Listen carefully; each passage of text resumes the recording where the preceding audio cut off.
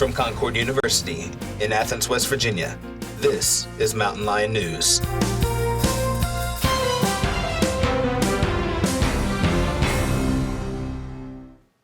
Hello and welcome to Mountain Lion News. I'm Leah Gilpin. And I'm Ashley Workman. Concord University Collegiate Singers are performing Haydn's Messiah on Thursday, November 14th. They have decided to invite members of the community to join them in choir. Invitations have been sent to local churches as well as members of their last performance of the Messiah. If you or a friend are interested in joining them for the performance, they have scheduled community rehearsals on October 18th and 28th. Contact Dr. Kelly Hudson of the Fine Arts Department for more details. If you love seeing the story of Elton John on the big screen this past summer, then you will definitely enjoy seeing Rocket Man recaptured live. That's right, the most authentic and the most flamboyant Elton John tribute is hitting the stage at the Chuck Metheny Center in Princeton for one night only, October 19th at 7 p.m.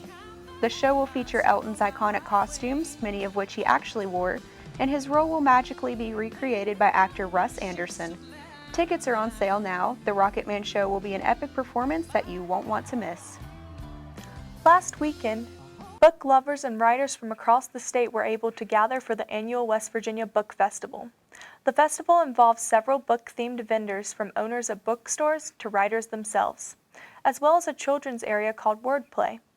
There were several workshops held during the event in order to inspire writers to be, and even a children's storybook costume parade. Many came for the used book sale as well as a chance to meet award-winning authors James Patterson and Orson Scott Card. For more information about the West Virginia Book Festival, visit westvirginiabookfestival.org. When it comes to what's new at the cinema, we turn to MLN's in-house movie critic Cameron White.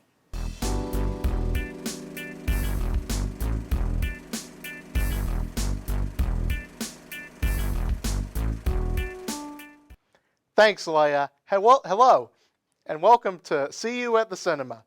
Today I will be reviewing a character-based thriller disguised as a comic book movie. Here's Joker. Joker is written and directed by Todd Phillips, who is most known for directing Borat and the Hangover movies. So this is a pleasant surprise. Let me just say this right now. I really enjoyed Joker. The performance by Joaquin Phoenix gives a breathtaking atmosphere as he performs Arthur Fleck. He is the best part of this film, and that might be a problem. This movie can be very hit or miss. The highs are high and the lows are lows. With that said, he elevates this film to a level that it would not be able to reach otherwise. Not to mention that Robert De Niro gives a mind-blowing performance, at least for the time he is given on screen. The cinematography is top-notch, which makes up for the lackluster writing, at least in some areas. With that said, I am giving Joker 4 out of 5 Murrays. But wait, that's not all. I also reviewed Zach Galifianakis' film Between Two Ferns, the movie, a well-planted comedy that might be the biggest cinematic surprise for me this year. Edition of Between Two Ferns, and my guest today is Matthew Funny or McConaughey. Die web series of the same name, which of course Zach Galifianakis poorly interviews celebrities such as David Letterman, John Hamm, Brie Larson, John Legend, etc. All this movie had to do was be funny. And it not only succeeded, but surpassed my expectations. This movie is hilarious. And while a review of a comedy movie should traditionally start and end with whether it's funny or not, this movie really made my day. I am usually not a Zach Galifianakis fan, but this changed my mind. I'm giving Between Two Ferns 5 out of 5 ferns. Well, that's all for now. Tune in next time when I review Addams Family and more. Back to you in the studio. Homecoming 2019 is right around the corner here at Concord, coming up this week through the 19th. The theme this year is A Night at the Movies. Using the theme, Greek organizations, clubs, and other student-run groups will build floats in the annual homecoming parade down Vermilion Street and will be judged accordingly. After the parade, our yearly bonfire and pep rally will be held in the Valley on campus, where students in the community are encouraged to come out for music, food, and even a volleyball tournament. As part of the festivities, the Greek lip sync battle will also be held in the Carter Gym on Friday night, where different Greek organizations will battle it out to see who is the best, using the before-mentioned theme as their criteria. It all leads up to the homecoming game this Saturday, where the Mountain Lions will be taking on the Fairmont State Falcons. Students, alumni, faculty, and the community are also encouraged to come out to the tailgate in the parking lot of Callahan Stadium starting at 1 o'clock. And don't forget to vote for Homecoming King and Queen, with the winners being announced during the halftime of the game. Groups or organizations interested in being a part of the parade can email Carolyn Worley at cworley@concord.edu or call 304-384-5310 or get a hold of Andrew Soljet at soljet@concord.edu or by calling 304-384-5311.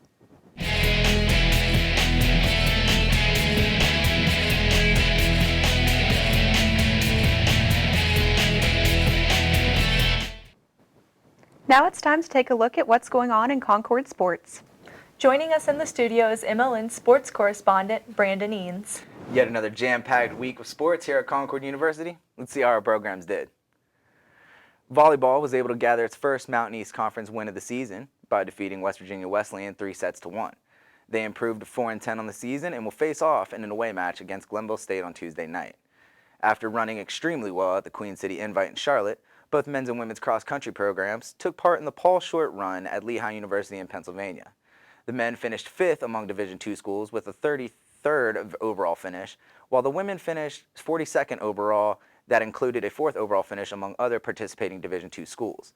After a well-deserved week off, both cross-country teams will host the annual Concord Alumni Meet at Pipestem State Park on October 18th. Over on the fairway, both men's and women's golf will start Mountain East Conference Championship play today at Glade Springs Resort in Daniels, West Virginia. With both teams coming into the tournament on high notes, they would look to improve on their top 5 finishes from last year's conference tournament.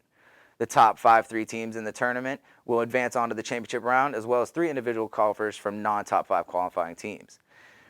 A live stream of alternating tee boxes will be available on the Mountain East Digital Network.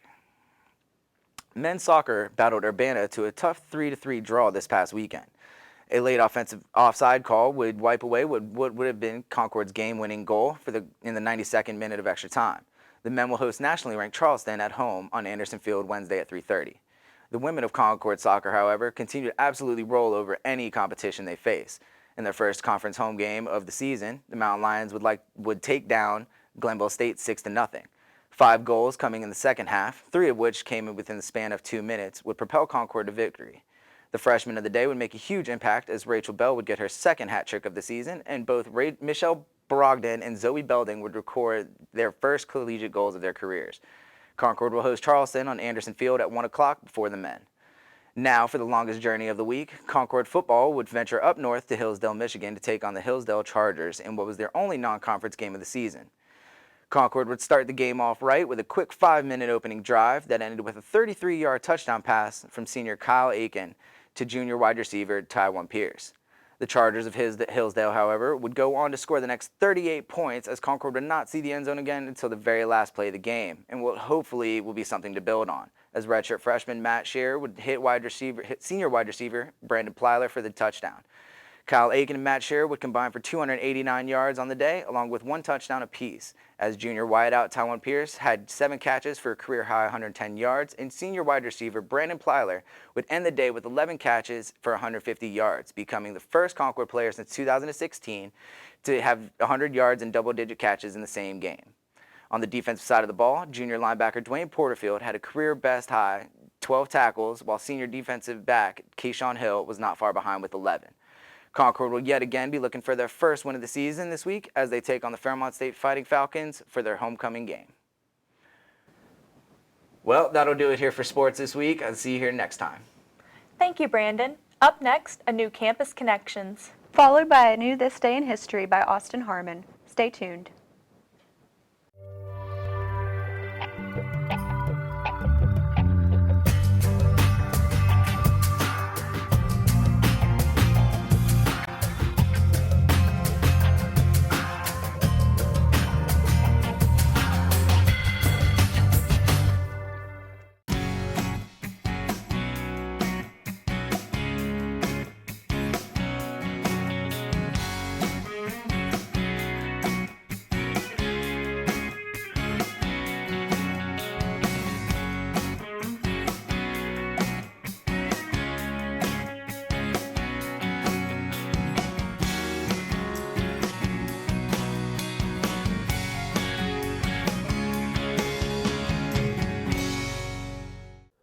Homecoming Week begins Monday, October 14th, 2019, 8 a.m. to 10 p.m.